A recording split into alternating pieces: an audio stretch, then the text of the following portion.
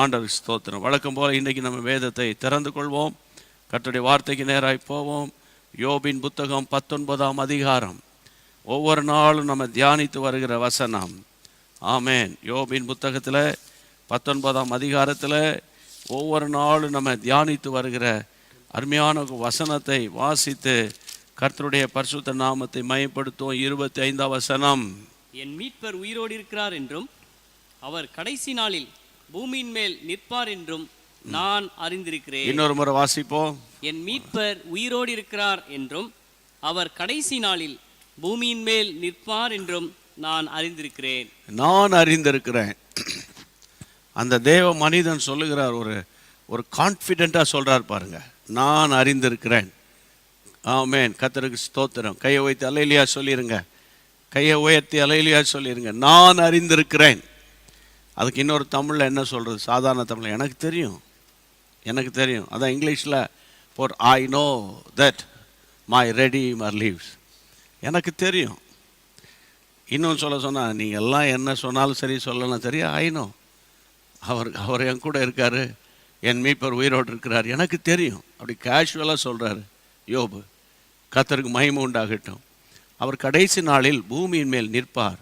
இரண்டாவது வருகையை குறித்த ஒரு பெரிய ஒரு வெளிப்பாடை என் ஆண்டவர் யோபுக்கு காண்பித்து கொடுத்திருக்கிறார். அப்போது இந்த நாட்களில் நம்ம வருகையின் விளிம்பில் நிற்கிறோம் என்றால் அது மிகையாகாது. ஆமேன். பரிசுத்தவான்கள், நல்லா ஏசப்பா நேசிக்கிற விசுவாசிகள், உலகம் முழுவதில் இருக்கிற கோடிக்கணக்கான தேவ பிள்ளைங்க இயேசு வருவார் என்று ஆர்வமாக காத்துக்கிட்டு இருக்கிறாங்க. அவர் வருகைக்கு நான் ஆயத்தப்படணும். நான் ஒரு மணவாட்டி, அவர் மணவாளனுக்கு முன்பாக மணவாட்டி எதிர்கொண்டு போகணும் அப்படின்ற மாதிரிலாம் பரலோக ராஜ்யம் மணவாளனுக்கும் மணவாட்டிக்கும் ஒப்பனையாக இருக்கிறது என்று மத்தேயு 25ஆம் அதிகாரத்தில் சொன்ன இப்படிப்பட்ட ஓமையின் மூலமாக கர்த்தருடைய பிள்ளைகளை கர்த்தர் தம்முடைய வருகையை குறித்து பேசி கொண்டே வருகிறார். ஒவ்வொரு நாளும் உங்கள் இருதயத்தில் ஒரு எண்ணம் வரணும். இன்று இயேசு வருவாரானால், இன்று இயேசு ஒரு குறிப்பிட்ட தேசத்துக்கு நான் போயிருந்தேன்.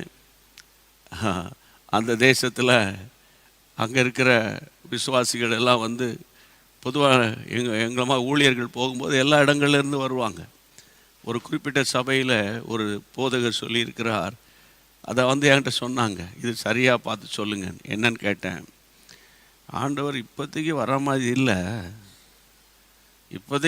மாதிரி இல்லை, அதனால் நான் சொல்கிறேன் அவர் எப்போ வருவார்னு. நீங்கள் அதை பற்றி இப்போதைக்கு கவலைப்பட்டுக்காதீங்க அப்படின்னு அவர் சொன்னதாக அவர் சொல்கிறேன். நீங்கள் என்ன சொல்கிறீங்கன்னு கேட்டாங்க. எனக்கு இவங்க எந்த மனப்பான்மையோடு சொல்கிறாங்கன்னு எனக்கு தெரிஞ்சிருச்சு.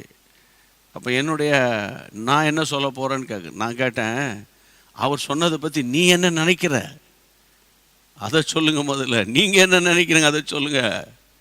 அப்போ இல்லை பிரதர், பைபிளில் மனுஷகுமாரன் வருகையை ஒருத்தரும் அறிய மாட்டோன்னு சொல்லியிருக்க. Very good, well done. அப்போ அவர் சொல்கிறாருன்னா அவரை தான் கேட்கணும். நீங்கள் அவரை தான் கேட்கணும். இப்போதைக்கு அவர் வர மாதிரி இல்லை. இது அப்பாவா சித்தப்பாவா பெரியப்பாவா மகனா, இப்போதைக்கு அவர் வர மாதிரி இல்லை, வரும்போது சொல்கிறேன் அப்படின்ற அளவில் இன்றைக்கி போய் கொண்டிருக்கிறது சபைகள். பாரத்தோடு நான் உங்களுக்கு சொல்கிறேன், கர்த்தருடைய பிள்ளைகளை அனல் இல்லாமல் குளிர் இல்லாமல் வெதுவெதுப்பான நிலை தான் ஆண்டவருக்கு பிடிக்காத ஒரு காரியம். குளிராக இருந்தால் கூட எப்போ அவன் குளிர்ந்து போய் கிடக்கும். அவன் வந்து உலகத்துக்குள்ளே கிடக்கிறான். அவன் தூக்கி அவனை ஆவிக்குரிய வாழ்க்கையில் கொண்டான ஆண்டவர் கிருபை செய்வார். ஆனால் அனலும் இல்லாமல் அப்புறம் குளிர் இல்லாமல் அப்படின்னா, இந்த ஏர் கண்டிஷன் பார்த்தீங்கன்னா சிலருக்கு வந்து கர்த்தருடைய பிள்ளைகளை அந்த டெம்பரேச்சரை கொஞ்சம் அப்படி வார்மாகவே வச்சுப்பாங்க. 27, 28 அப்படி வச்சுப்பாங்க. அந்த ஏர் கண்டிஷன் வீடுகளில் ரொம்பவும் அவங்களுக்கு பிடிக்காது, அப்படி வார்மாக அப்படி பண்ணி வச்சுக்கிட்டே இருப்பாங்க. இன்றைக்கி நிறைய பேருக்கு அப்படியே தான், அவங்கள வார்ம் அப் பண்ணிக்கிட்டே இருக்கணும். கை தட்டுங்க, கையை வைத்துங்க, உட்காருங்க, எழுமி நில்லுங்க, ஒரு ஸ்டெப்பு முன்னுக்கு வாங்க, 2 ஸ்டெப்பு பின்னுக்கு போங்க, கை தட்டுங்க, ஹைஃபை பண்ணுங்க. எல்லாம் லேட்டஸ்ட் டெக்னாலஜி மாதிரி இதெல்லாம் வந்து இதுங்க வார்ம் அப் பண்ணுறது. எக்ஸசைஸ் பண்ணும்போது வார்ம் அப்னு ஒன்று இருக்குது. அதை பண்ணும்போது கொஞ்சம் எல்லாம் ஃப்ரீஸாக இருக்கிற போனெல்லாம் கொஞ்சம் அப்படியே ரிலாக்ஸ்ட் ஆகும். ஊழியம் என்பது வார்ம் அப் பண்ணுறது கிடையாது. ஒன்று அனலாயிரு, இல்லைன்னா குளிராக இருப்போம். கடைசி காலத்தில் நம்ம வந்து நிற்கிறோம் பிரியமானவர்களே. விசுவாசிகளோடு தான் அதை பேசுகிறேன், நான் பேசிக்கிட்டு இருக்கிறேன். அதனால் இந்த நாட்களில் என் அன்பு தேவனுடைய பிள்ளைகளை, அவருடைய வருகையின் அந்த ட்ரம்பட் சத்தம் கேட்கலன்னா அவுட்டு. நம்ம அந்த எக்கால சத்தம் என் காதில் கேட்டாதான் மணவாளனுக்கு முன்பாக எதிர்கொண்டு போக முடியுமே. அதனால் இந்த 3வது நாள் உபவாச ஜெபம் உங்களுக்கு ஒரு பெரிய விசேஷமாக. இந்த உபவாச ஜெபத்தை பொறுத்தவரை இன்னைக்கு ஃபைனல் டேவில் பிசாசின் தலையை கத்தர் உடைச்சி அவன் தலையை நசுக்க போகிறார். ஏன்னா தலை உடைஞ்சிட்டா ஆள் அவுட்டு தானே, அப்படி தானே? அப்போ அந்த பிசாசின் தலையை நசுக்க போகிறார். கத்தருக்கு ஸ்தோத்திரம். பயப்படாதீங்க, தைரியமாக இருங்க. ஆண்டவர் செய்ய போகிற காரியம் உங்களுக்கு அதிசயமாக இருக்க போகிறது. தேவனுக்கு மகிமை உண்டாவதாக. அப்போ கர்த்தருடைய பிள்ளைகள் இப்போ சத்தியத்துக்குள்ளே போகிறோம். தினந்தோறும் வாசித்து வருகிற வசனம், என் மீட்பர் உயிரோடு இருக்கிறார். My redeemer leaves, my redeemer leaves. கர்த்தருக்கு ஸ்தோத்திரம். பிரியமானவர்களே, நீங்கள் வாசிக்க வேண்டிய வசனம் ரோமர் எழுதின நிருபம், ரோமன் சாப்டர் 8. ரோமர் எழுதின நிருபம் 8ஆம் அதிகாரத்துக்கு நேராக உங்களுடைய பரிசுத்த வேதாகமத்தை திருப்பிக் கொள்ளும்படி இயேசுவின் நாமத்தில் கேட்கிறேன். 8ஆம் அதிகாரத்தினுடைய கர்த்தருடைய பிள்ளைகளே 10-11 வசனங்கள். மேலும் கிறிஸ்து உங்களில் இருந்தால், கிறிஸ்து உங்களில் இருந்தால் சரீரமானது பாவத்து நிமித்தம் மரித்ததாயும், சரீரம் பாவத்து நிமித்தம் மரித்ததாயும், ஆவியானது நீதி நிமித்தம் ஜீவனுள்ளதாயும், ஆவியானது நீதி நிமித்தம் ஜீவனுள்ளதாயும் இருக்கும். அன்றியும் 11ஆம் வசனம், அன்றியும் இயேசுவை மரித்தோரிலிருந்து எழுப்பினவருடைய ஆவி உங்களில் வாசமாயிருந்தால், உங்களில் வாசமாயிருந்தால், கிறிஸ்துவை மரித்தோரிலிருந்து எழுப்பினவர் உங்களில் வாசமாயிருக்கிற தம்முடைய ஆவியினாலே சாவுக்கு ஏதுவான சரீரங்களை உயிர்ப்பிப்பார். கர்த்தருடைய பிள்ளைகளை, மரித்தோரிலிருந்து எழுப்பினவர், கிறிஸ்துவை மரித்தோரிலிருந்து எழுப்பினவர். அண்டர்லைன், அங்கே அண்டர்லைன் பண்ணுங்க. கிறிஸ்துவை மரித்தோரிலிருந்து எழுப்பினவர். இன்றைக்கு கர்த்தருடைய நாமத்தில் ஆவியில் ஏவப்பட்டு சொல்லுகிற ஒரு வார்த்தை என்னன்னா, அந்த இயேசுராஜா உயிரோடு எழுந்த பிறகு பேசின அவருடைய நடவடிக்கைகள், அவருக்கு நடந்து கொண்ட விதங்கள், இதை தான் பேசிக்கிட்டே வரோம். அந்த ஈஸ்டர் ஞாயிற்றுக்கிழமை யூத ராஜசிங்கம் உயிர் எழுத்தார், ஜெயித்தெழுந்தார் அப்படின்னு சொல்லி பாடிட்டு அன்னைக்கோட கூட நம்ம வந்து கர்த்தருடைய பிள்ளைகளை அந்த ரிசரக்ஷன் உயிர்த்தெழுந்த நாளை நம்ம ஒரு சடங்காச்சாரமாக அன்னைக்கு ஆராதனையோடு முடிச்சுட்டு போகிற கதை கிடையாது. ஒவ்வொரு நாளும் உங்கள் லைஃப்பில், உங்கள் ஜபத்தில் நீங்கள் ஜபம் பண்ணி முடிக்கும்போது இயேசுவின் நாமத்தில் ஜெபிக்கிறேன் அப்படின்னு சொல்கிறத விட உயிர்த்தெழுந்த இயேசுவின் நாமத்தில் ஜெபிக்கிறேன் அப்படி சொல்லும்போது அதுக்கு ஒரு விசேஷித்த வல்லமை இருக்கிறது. ஆமேன். அப்போ இங்கே அப்போஸ்தலனாகிய பவுல் தேவ ஜனங்களுக்கு, ரோம தேசத்தை சேர்ந்த ரோமன் சர்ச்சுக்கு அவர் எழுதுறாரு. என்ன எழுதுறாருன்னா, கர்த்தருடைய பிள்ளைகளே, கிறிஸ்து உங்களில் இருந்தால், கிறிஸ்து உங்களில் இருந்தால், அதை மாற்றி சொன்னால் நீ கிறிஸ்தவனாய் இருந்தால், அதாவது பெயர் கிறிஸ்தவங்களை பற்றி சொல்ல முடியாது. நான் ராபின்சன் அப்படின்னா, ஓ நீங்கள் கிறிஸ்டியனா? ரெபேக்காள், ஓ நீங்கள் கிறிஸ்டியனா? ஆமாம், பெயர், அது தான் பெயர் கிறிஸ்தவங்க. பெயரை வச்சு நீங்கள் கிறிஸ்தவங்க சொல்லலாம், ஆனால் பெயரை வச்சு அங்கே போக முடியாது இல்லையா? அப்போ ஒருவன் கிறிஸ்துவுக்குள்ளே இருந்தால் புது சிருஷ்டி, அதான் நமக்கு வசனம் சொல்லுது.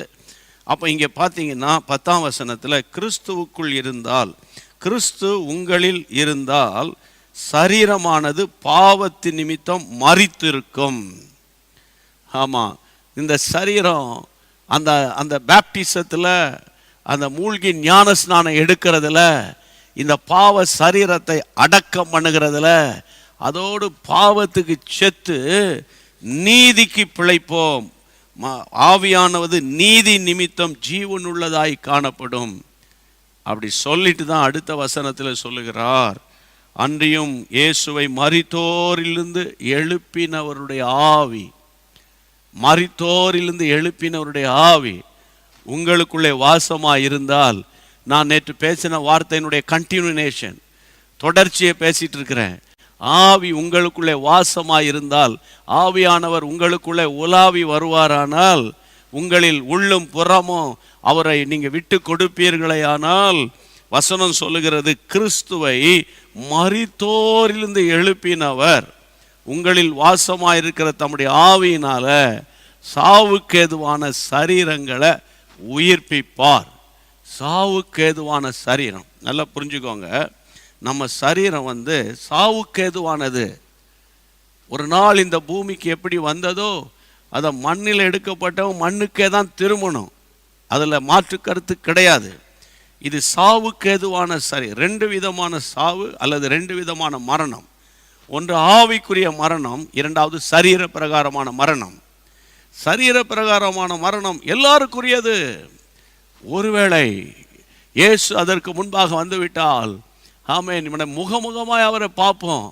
அந்த எக்கால சத்தம் தொனிக்கிறவனுக்கு தான் அது கேட்கும். டபார்னு அவன் எடுத்துக்கொள்ளப்படுவாங்க. ஆமென். வானங்களின் வழியாய் வந்தவர், வானங்களின் வழியாக ஏறி போனவர் இதே வானங்களின் வழியாக இறங்கி வருவார். ஒருவேளை அதுக்கு முன்பாக ஓட்டம் ஜெயத்தோடு முடிந்தால், கல்லறைக்குள் இருந்தால், கல்லறை உடைக்கப்பட்டு சத்தம் கேட்டவுடனே நம்ம எழும்புவோம் என்று வேதம் சொல்லுகிறது. கையை வைத்து ஆண்டவரை ஸ்தோத்திரம் பண்ணுங்க. அப்போ சரீர பிரகாரமான மரணத்தை கர்த்தருடைய விட ஆன்மீக மரணம்னு ஒன்று இருக்குது பாருங்க, ஆவிக்குரிய மரணம்னு ஒன்று இருக்குது. அப்படின்னா என்ன அர்த்தம் தெரியுமா? அதாவது ஆவிக்குரிய மரணம்னா அவங்க பைபிள் வாசிக்க மாட்டாங்க, ஜெபம் பண்ண மாட்டாங்க, ஏனோ தானோன்னு வாழ்வாங்க.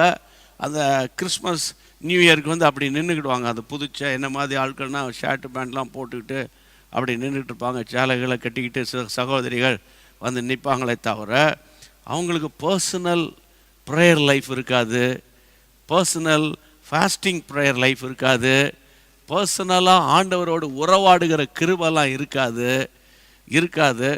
அப்படி இருக்குன்னு சொன்னால் தேவைக்காக கர்த்தரை தேடுகிற கூட்டம், பிரச்சனைக்காக தேடுகிற கூட்டம். அப்போ தேவனுடைய பிள்ளைகளே, இப்போ ஆவிக்குரிய மரணம் நிறைய இடங்கள்ல இன்னைக்கு அந்த ஆதி அன்பு இப்போ இல்லை. ஆரம்ப காலத்தில் கஷ்டமோ நஷ்டமோ அந்த விடியகால 5 மணி ஜெபத்துக்கு ஆராதனைகளில் பாருங்கள், இன்றைக்கி பெரிய பெரிய சர்ச்சஸ் எல்லாம் 2000 பேர் வராங்க, 4000 பேர் வராங்க, 5000 பேர் வராங்க, 10,000 பேர் வராங்க, அப்படிலாம் சொல்கிறாங்க. Very good. சரி, மார்னிங் சர்வீஸுக்கு எவ்வளோ பேர் வராங்க? 5:30, 5 o'clock ஏர்லி மார்னிங் ப்ரைஸிங்க்கு 4:30 5 o'clock எவ்வளோ பேர் வராங்க அப்படின்னு கேட்டால் அந்த வர குரூப் தான் வரும். மற்றவங்களாம் பயங்கரமான பிஸியாக இருக்காங்கல்ல, இல்லையா? அப்போ ஏன்னா அதே ஆட்கள் ஆரம்ப காலத்தில் அவங்கள ரட்சிக்கப்பட்ட புதுசில் பார்த்தீங்கன்னா எப்போ மார்னிங் 5 மணி வரும், 2 மணிக்கு 3 மணிக்கு ஆவியானவர் எழுப்பிட்டாரு 5 மணிக்காக அப்படின்னு சொன்னதெல்லாம் நம்ம சொன்ன ஆட்களே இன்னைக்கு பார்த்தீங்கன்னா காணோம். கர்த்தரை தேடுகிற கூட்டம் குறையுது. காரணம் என்னன்னு கேட்டால் நீங்கள் நல்லா கவனிங்க. இங்கே பாருங்க தேவனுடைய பிள்ளைகளை, கொரியாவிலேயே சொல்கிறாங்க, தென் கொரியாவில் எழுப்புதல் தேசத்தில் ஆரம்ப காலங்களில் நிறைய ஆண்கள் அந்த மார்னிங் சர்வீஸுக்கு 5 மணி 4:30 மணி சர்வீஸுக்கு வந்தாங்களாம். இப்போ ஆண்களை விட பெண்கள் அதிகமாக இருக்கிறாங்க. ஆண்கள் குறையுதுன்றாங்க. ஏன்னா இந்த தேவனை தேடி காலையில் கர்த்தரை தேடி ஜெபிக்க வந்தவுடனே கர்த்தர் பிளஸ் பண்ணுறாரு பாருங்க. அவன் பிஸ்னஸ், அதுவும் கொரியன்ஸ் பிஸ்னஸில் ரொம்ப எஃபிஷியண்டான ஆட்கள். எல்லாருமே பிஸ்னஸ் பண்ணுறாங்க, சின்ன பிஸ்னஸோ பெரிய பிஸ்னஸ் பண்ணுறாங்க. அந்த பிஸ்னஸ் டெவலப் ஆனவுடனே அவன் சொல்கிறான், வி ஹாவ் நோ டைம். அதனால் ஒய்ஃபை இறக்கி விட்டுட்டு அவன் பாட்டுக்கு போயிட்டே கிடக்கான்னு சொல்கிறாங்க. அல்லது ஒய்ஃபுக்கு ஒரு காரை கொடுத்து நீ அங்கே போ அப்படின்னு சொல்கிறாங்க. அப்போ கர்த்தருடைய பிள்ளைகளை, அப்போ ஆண்டவர் என்ன நினைப்பார் உங்களை? ஆரம்ப காலத்தில் கெஞ்சி கூத்தாடி சுகத்தை பலத்தை வாங்கிட்டு இப்போ ஆண்டவர் ஆசீர்வச்சோன்னே ரொம்ப பிஸி ஆகிட்டேன், பிஸ்னஸ் பார்த்தீங்களா, ஞாயிற்றுக்கிழமை கூட கடை அடக்க முடியல, ஞாயிற்றுக்கிழமை தான் கூட அடைக்க வேண்டாம்யா, அவன் யாரையாவது அங்கே நடத்திட்டு போகிறாங்க பிஸ்னஸ். நீங்கள் ஆண்டவரை தேடணுமே. ஏன்னா ஆவி உள்ளே இருக்கிற ஆத்துமா செத்துட்டு, ஆத்துமா அறிவில்லாமல் போயிட்டு. பைபிள் என்ன சொல்லுது? ஆத்துமா அறிவில்லாமல் இருப்பது அவ்வளோ நல்லதல்ல, அவ்வளோ தூரம் ஏன் போகிறீங்க? கொரோனா வார்டில் கிடந்துட்டாப்பா, சோத்துறோம்ப்பா, ஒப்பு கொடுக்குறோம்ப்பா, ஆமாப்பா ஆமாப்பா ஆமாப்பா ஆமாப்பா ஒப்பு கொடுத்துட்றோம்ப்பா அப்படி இப்படின்னு கெஞ்சி கூத்தாடி எல்லாரையும் ஜெபிக்க வச்சு சிலரை கர்த்தர் எடுத்துக்கிட்டார். அது ஆண்டவருடைய பிளான். அதை நினச்சி ஆண்டவருக்கு கஷ்டமாக இருந்தாலும் நன்றி ஆண்டவரேன்னு சொல்லுங்கள். கர்த்தர் தீங்கு நாளுக்கு முன்பாக நீதிமான் எடுத்துக்கொள்ளப்படுகிறான். கர்த்தர் எடுத்துக்கிட்டார். சிலரை ஆண்டவர் அனுமதிக்கிறார், உலகத்துக்குள்ளே போ, திரும்ப போன்னு. ஆனால் இப்போ கேட்டால் டயர்டாக இருக்குது, இப்போ கேட்டால் எனக்கு டைம் இல்லை. பாரத்தோடு சொல்கிறேன், நீங்கள் என்ன சொல்லி ஜெபிச்சிங்க, என்ன சொல்லி ஆண்டவர்கிட்ட நீங்கள் கேட்டீங்க? ஏன்னா ஆத்துமாவில மரணன்றது வெளியே தெரியாது. சரீர பாருங்கள், கை வலிக்குதுன்னா தெரியும், கை தூக்க முடியலன்னு சொல்லுவேன். ஆனால் ஆத்துமா செத்துக்கிட்டு இருக்குன்னா எனக்கே தெரியாது. ஏன்னா 3 வேளை சோறு இருக்குது, ஃப்ரிட்ஜு நிறையா மட்டன் சிக்கன் அது இது இருக்குது இல்லையா? 4-5 கடையை வாடகைக்கு விட்டுருக்குறேன், மாதம் பணம் வருது, அல்லது பிள்ளைகள் சாப்பாடு கொடுக்குறாங்க, என்னத்துக்கு நீ அப்படி? அந்த மாதிரி ஒரு சஃபிஸ்டிகேட்டட் லைஃப் வரும்போது தான் you have to be very careful. அந்த சஃபிஸ்டிகேட்டட் லைஃப் வரும்போது தான் பிரச்சனையே ஆரம்பிக்குது. அப்போ சஃபிஸ்டிகேட்டட் லைஃப் வேணான்றீங்களா? வேணும். அந்த அந்த அந்த அந்த ஒரு நல்ல ஸ்டேட்டஸை கர்த்தர் கொடுக்கும்போது அங்கேயே நீ நின்றாத. அடிக்கடி நான் சொல்லுவேன், ஒரு வசனம் எனக்கு நினைவு வரும். இப்போ ஜெபம் பண்ணுறதுக்காக தான் இந்த ஆத்தும மரணத்தை பற்றி பேசுகிற ஆண்டவர் சொல்லிக்கிட்டே இருக்கு. ஆத்தும மரணம் நிறைய பேருக்கு இந்த ரெவலேஷனே இருக்காது. நான் நல்லா ஜெபம் பண்ணுறோம், நல்லா சர்ச்சுக்கு போகிறோம், ஆனால் என்ன முன்ன மாதிரிலாம் கலந்து கொள்ள முடியல, காலையில் ஜெபத்துக்கு வர முடியல. ஏன்னா பிஸ்னஸ் பார்த்தீங்களா, டெவலப் ஆகிட்டு பார்த்தீங்களா அப்படின்னு சார் பேசும்போது எப்படி இருக்குன்னு தெரியுமா? கர்த்தருடைய பிள்ளைகளை, இந்த யோசபாத்தை பாருங்கள், கர்த்தர் முறியடிக்கிறார். முறியடித்தோடனே நீங்கள் வாசிங்களா, நான் அடிக்கடி உங்களுக்கு அந்த எக்ஸாம்பிள் எடுத்து காட்டியிருக்கேன். ஆமென். 2 நாளாகமம் 20ஆம் அதிகாரத்தில் கர்த்தருடைய பிள்ளைகளை நீங்கள் அதை திருப்பி பார்த்தீங்கன்னா, அங்கே மோவா புத்திரர், அம்மோன் புத்திரர், அம்மோனியரெல்லாம் யுத்தத்துக்கு வருவாங்க. அவர் ஃபாஸ்டிங் ப்ரேயர் வச்சு தேவ சித்தத்தின்படி யுத்தம் பண்ணுவார். யுத்தம் பண்ணோன்னு கர்த்தருடைய பிள்ளைகளை 25ஆம் வசனத்தில் 20-25 2 நாளாகமம் 20-25 யோசபாத்தும் அவனுடைய ஜனங்களும் அவனுடைய உடைமைகளை கொள்ளையிட வந்தபோது அவர்கள் கண்ட ஏராளமான பொருட்கள், பிரேதங்களிலிருந்து உறுதி போட்ட ஆடை ஆபரணங்கள் தாங்கள் எடுத்துக்கொண்டு போகக்கூடாது இருந்தது. 3 நாளாய் கொள்ளையிட்டார்கள். அது அவ்வளோ மிகுதியாக இருந்ததுதான். 3 நாளாக சத்துருவின் பாளையத்தில் போய் கொள்ளை அடிக்கிறாங்க. பொண்ணை பார்க்குறான், நகை பார்க்குறான், அதை பார்க்குறான், இதை பார்க்குறாங்க. 1 நாள் ஆச்சு, இன்னும் எடுத்து முடியல. 2ஆம் நாள் ஆச்சு, இன்னும் எடுத்து முடியல. 3ஆம் நாள் ஆச்சு, இன்னும் அவ்வளவு இருக்காங்க. வசனம் சொல்கிறது 3 நாளாய் கொள்ளையிட்டார்கள், அது அவ்வளவு மிகுதியாக இருந்தது. நம்ம ஆட்களாக இருந்தால் இன்னும் கொஞ்சம் நெஞ்சம் கிடைக்குதா பாரு, 4ஆவது நாளும் பார்த்துருவோம் ஒரேடியா அப்படின்னு இருப்பான். ஆனால் 26ஆம் வசனத்தை கவனியுங்கள். 4ஆம் நாளிலே பெராக்காவில் கூடினார்கள், அங்கே கர்த்தருக்கு ஸ்தோத்திரம் பண்ணாங்க. ஆமாம், அதாவது பொண்ணு வெள்ளியும் அது இது 3 நாள் தான். நான் சொல்றது எத்தனை பேருக்கு புரியுது? பொண்ணு வெள்ளி கிடைச்சிதா தோத்திரம். சத்ருவினுடைய பாளையத்தில் போய் நீ கொள்ளையிட்டியா, கர்த்தர் உனக்கு கொடுத்தாரா? ஆமாம், 1 நாள் எடுத்துப்பார், 2ஆம் நாள் எடுத்துப்பார், 3 நாள் தூக்கி தூர வச்சுட்டு, கர்த்தாவே இதுக்கெல்லாம் நாங்கள் தகுதி இல்லை, தகுதிப்படுத்தினது உடைய கிருபை. 3 நாளாக கொள்ளை அடிக்கிறாங்க. 4ஆவது நாள் அவங்க ஆத்துமா சொல்லும், சரி போதும் விட்டுரு, தொலை, மூலையில் கொண்டு வச்சிரு, ஆண்டவரை துதிக்கப்போ. வேதம் சொல்லுகிறது 4ஆம் நாளில் வேதத்தில் வாசித்த வசனம், அருமையான வசனம், அவங்க கர்த்தருக்கு ஸ்தோத்திரம் பண்ணுறாங்க. ஆமென். 4ஆம் நாளில் கர்த்தருக்கு ஸ்தோத்திரம். உடனே அவங்க பெராக்காவில் கூடினார்கள். அப்போ நான் என்ன சொல்கிறேன்னா, அவங்க ஆத்துமா பேசியிருக்கோம், எப்பா நகையை வர்ணிக்காத, அந்த பவுனே வர்ணிக்காத, கோல்டே வர்ணிக்காத, டைமண்டே வர்ணிக்காத, அதை டிசைனை வர்ணிக்காத, தூக்கி தூர வை. கர்த்தர் தான் கொடுத்தாரு, உன் கையில் தான் இருக்க போகுது, இப்போ அவரை தேடு. ஆமென். எல்லாம் கைகளை உயர்த்தி இப்போ நம்ம பாரத்தோடு ஜெபிக்கணும். நிறைய வீடுகளில் இப்போ வரக்கூடிய ரிப்போர்ட் என்ன? முன்ன மாதிரி பையங்க ஜெபம் பண்ண மாட்டேங்காங்க, தேட மாட்டேங்காங்க. ஏதோ அப்படியே ஒரு நிமிஷம் அந்த தங்க வாக்கிய கேலண்டர் அது அது அது நல்ல எண்ணத்தோடு தான் அந்த காலத்தில் ஆரம்பிச்சிருப்பாங்க, தங்க வாக்கிய கேலண்டரு. அதில் போய் நின்றுக்கிட்டு ஒரு வசனத்தை அப்படி சொல்லிவிட்டு அப்படி தலையில் அவங்களே சிலுவை போட்டுக்க வேண்டியது. சோத்திரம் அவ்வளோதான், முடிஞ்சு போச்சு. ஆமாம், சாப்பிட்றதுக்கு எவ்வளோ நேரம் எடுக்கிற, அந்த நேரமாவது ஜெபம் பண்ணலாம்ல. கர்த்தருடைய பிள்ளைகளை, இந்த நாட்களில் சாவுக்கேதுவான சரீரங்களை உயிர்ப்பிக்கிற கர்த்தர் இந்த 3வது நாள் உபவாச நாட்களில் நிறைய பேர் உங்கள் ஃபேமிலிஸ்க்காக போராடிக்கிட்டு இருக்கீங்க. ஆமாம், நிறைய பேருடைய ஆத்துமா செத்து போய் கிடக்குது. அதனால தான் நீங்கள் என்ன சொன்னாலும் அவன் வந்து எதிர்வினை அவங்களுக்கு அவங்க சொல்லிக்கிட்டே இருப்பாங்க. நீங்கள் என்ன சொல்லுங்கள் அதுக்கு ஒன்று சொல்லிக்கிட்டே இருப்பாங்க. அப்போ உங்கள் ஆவி வந்து ரொம்ப சோர்ந்து போயிடும். அதனால் இப்போ நம்ம என்னதுக்காக ஜெபிக்கணும்? ஆண்டவரே, உயிர்ப்பிக்கிறவர், இயேசுவை மரித்தோரிலிருந்து உயிர்ப்பித்த கர்த்தருடைய ஆவி உங்களில் வாசமாக இருந்தால், உங்களுக்குள்ள அந்த ஆவி இருக்குல்ல, அபிஷேகம் இருக்குல்ல, இப்போ அந்த அபிஷேகத்தில் நிரம்பி உங்கள் வீட்டில் ரட்சிக்கப்படாத கணவனோ பிள்ளைகளோ மனைவியோ அல்லது பிரதர்ஸ்னுடைய சிஸ்டர்ஸ்னுடைய யாரா கசினோ யாரா இருக்கட்டும், கையை உயர்த்தி இயேசுவின் நாமத்தினால, இயேசு கிறிஸ்துவின் நாமத்தினால, எல்லாரும் வாயை திறந்து உயிர் தெழுந்த இயேசு கிறிஸ்துவின் நாமத்தினால சாவுக்கேதுவான சரீரங்களை உயிர்ப்பிக்கிற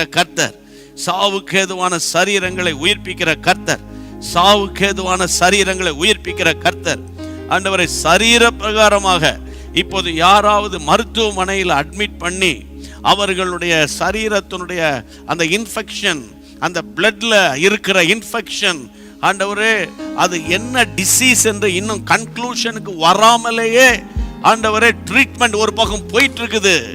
இயேசுவின் நாமத்தில் அப்படிப்பட்டவர்கள் எந்த தேசத்தில் இருந்தாலும், எந்த இடத்தில் இருந்தாலும், இயேசுவின் நாமத்தினால ஒரு உயிர் மீட்சி உண்டாவதாக. எல்லாம் சொல்லுங்க, உண்டாவதாக.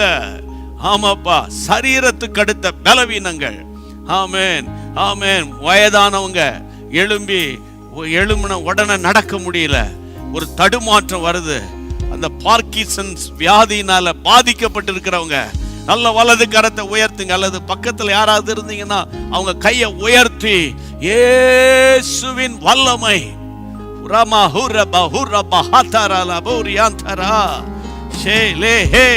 இயேசுவின் நாமத்தினால் சாவுக்கேதுவான சரீரங்களை உயிர்ப்பிக்கிறவரே, அப்படியே அந்த வார்த்தையை சொல்லிக்கிட்டே இருங்க. Romans chapter 8 verse 11. Father God, hallelujah, we look unto you in the name of Jesus. Whatever the weakness may be, whatever the diseases, whatever the complication, confusion, hallelujah, whatever the infection, in the name of Jesus, hallelujah, resurrection Jesus, hallelujah, the resurrection power of God, hallelujah, கர்த்தருடைய நாமத்தினாலே ஆண்டவரே, இங்கிருந்து நாங்கள் ஜெபிக்கிறோம். இந்த internet மூலமாக இவர்கள் எங்களோடு கனெக்ட் பண்ணி இருக்கிறது உண்மையானால், உம்முடைய உயிர் தெழுந்த வல்லமை எல்லா விதமான பலவீனங்களை, கண்கள் பார்வை இரண்டாக தெரிகிறது என்று ஜெபிக்கிறாங்களே, அந்த பார்வை நரம்புகளுக்குள்ளே, hallelujah, the optic nerve be healed in Jesus name. இயேசுவின் நாமத்தினால பார்வை நரம்பே நீ பலப்பட்டு, இயேசுவின் நாமத்தினால எல்லா விதமான லிவர் டிசீஸ், இயேசுவின் நாமத்தினால கிட்னி டிசீஸ், இயேசுவின் நாமத்தினால யூரினரி பிளாடர்ல இருக்கிற ஆண்டவரே blockage, infection, colon cancer, hallelujah, I bind you in Jesus name, in Jesus name. யூட்ரஸ்ல இருக்கிற எல்லா காம்ப்ளிகேஷனை துரத்தி ஜெபிக்கிறேன். No more operation in the name of Jesus, hallelujah. There is no operation in your body, believe it, in the name of Jesus. I curse, I bind in the name of Jesus, hallelujah. கர்த்தாவே, இன்னும் என்னென்ன பலவீனங்களோடு உம்முடைய பிள்ளைகள் இந்த நாட்கள்ல போராடுகிறார்களோ, ஜீவனை கூட்டுங்கப்பா, பிள்ளைகளின் நிமித்தம் ஜீவனை கூட்டுங்கப்பா. ஆண்டவரே, புருஷனை இழந்த சகோதரிகளுடைய சரீரத்தில் ஒரு ஆரோக்கியம் உண்டாவதாக. ரொமாட்டிக் ஆர்த்தரைட்டிஸ்னுடைய எல்லா இன்ஃபெக்ஷன் அல்லது அந்த பிளட்ல இருக்கிற எல்லா விதமான பலவீனங்கள் மாறுவதாக. ஒரு காரியத்துக்காக டேப்லெட் சாப்பிடும்போது அது பக்க விளைவை ஏற்படுத்துகிறதப்பா. கர்த்தர் பலப்படுத்துங்க ஆண்டவரே. சுகர் லெவல் பேலன்ஸ்டா வரட்டும் in the name of Jesus. ஸ்தோத்திரம் ஸ்தோத்திரம். கர்த்தர் ஜெபத்தை கேட்கிறார். ரபா கபா லஹா லோஹோ. இயேசுவின் நாமத்தினால உங்க கைகளை உயர்த்தி பாருங்க, உங்க கைகளை அசைச்சு பாருங்க, எழும்பி நின்று பாருங்க, குனிஞ்சு பாருங்க, வளைஞ்சு பாருங்க, நடந்து பாருங்க. புதுபலன் புதுபலன். ஏனென்றால் சாவுக்கேதுவான சரீரங்களை, அது ஆத்தும மரணமா இருக்கலாம், அது ஆவியில மரணமா இருக்கலாம், சரீரம் மரணத்துக்கு ஏதுவாய் போறதாக இருக்கலாம், தேவன் உயிர்ப்பிக்கிறார்.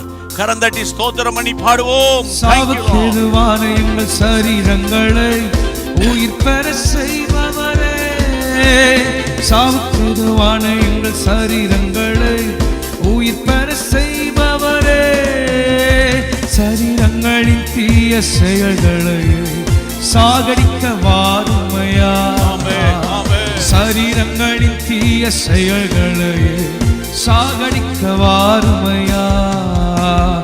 ஆட்கொண்டு எங்களை அனலாக்கும், ஆட்கொண்டு எங்களை அனலாக்கும், அன்பினால் என்று அலங்கரியும், அன்பினால் என்று அலங்கரியும். ஆவியான எங்கள் அன்பு தெய்வமே, அடியோரை ஆட்கொண்டு நடத்துமே. ஆவியான எங்கள் அன்பு தெய்வமே, அடியோரை ஆட்கொண்டு நடத்துமே. பலனில்லாத நேரங்களில் உதவிடும் துணையாளரே, பலனில்லாத நேரங்களில் உதவிடும் துணையாளரே, சொல்லொன்னா பெருமூச்சோடு ஜெபித்திட வாருமையா, சொல்லொன்னா பெருமூச்சோடு ஜெபித்திட வாருமையா. ஆட்கொண்டு எங்களை அனலாக்கும், ஆட்கொண்டு எங்களை அனலாக்கும், அன்பினால் என்று அலங்கரியும், அன்பினால் என்று அலங்கரியும்.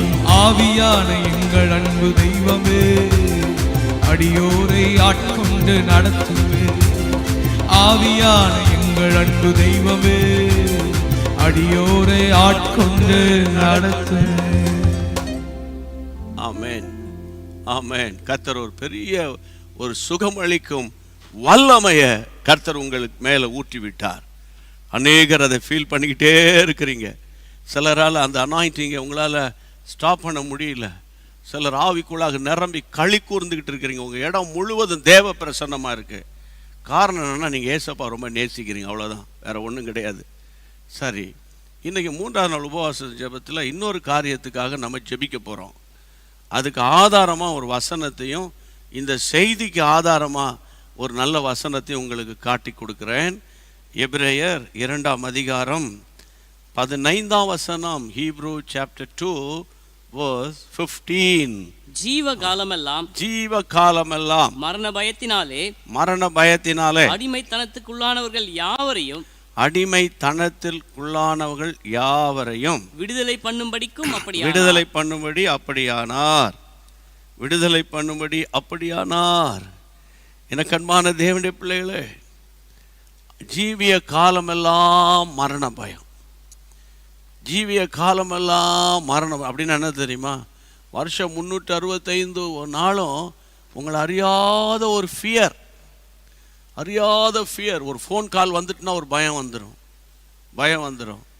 அல்லது நைட்டில் பாருங்கள், 11 o'clock மேலே கால் வந்தால், என்ன இந்த நைட்டில் ஒரு கால் வருது, என்னாச்சு? அது மாதிரி ஏர்லி மார்னிங் 5:30 ஒரு கால், ஐயோ என்ன தெரியலையே, என்ன தெரியல, காலங்க யார் இந்த நேரத்தில் போட்டு கூப்பிடுறது யார்? ஒரு பயம் வருது, பயம். நீங்கள் நல்லா புரிஞ்சுக்கோங்க, எப்போ என்ன கால் வந்தா என்ன, என் மீட்பர் உயிரோடு இருக்கிறார், அந்த மாதிரி ஒரு எண்ணத்துக்கு வாங்க. சரியா? சில கேட்டால் நான் பயப்படல, சில சொல்லுவாங்க நான் பயப்பட மாட்டேன். நான் பயப்படவே இல்லை. அவங்க தான் பயந்துட்டு இருக்காங்கன்னு அர்த்தம். உங்களை கேட்டாங்களா பயப்படலையா, நீ பயப்படுறியான்னு கேட்டாங்களா?